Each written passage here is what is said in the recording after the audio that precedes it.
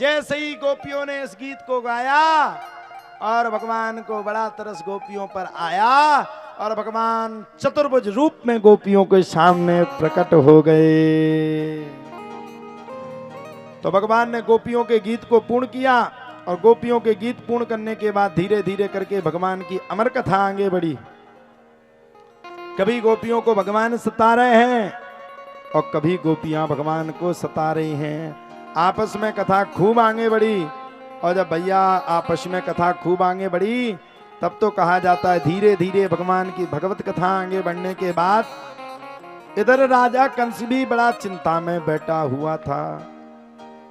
बैठ जाओ बैठ जाओ। राजा कंस क्यों चिंता में था?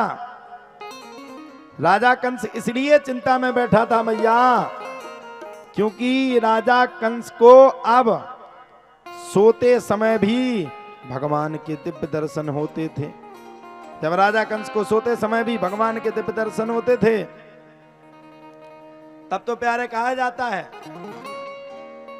सोते समय भी भगवान के दिव्य दर्शन होने के बाद राजा कंस को जीरे में भी भगवान कृष्ण दिखते थे। बड़ा परेशान। एक दिन चाणूर ने भगवान से कहा, चाणूर ने भगवान से क्या कहा?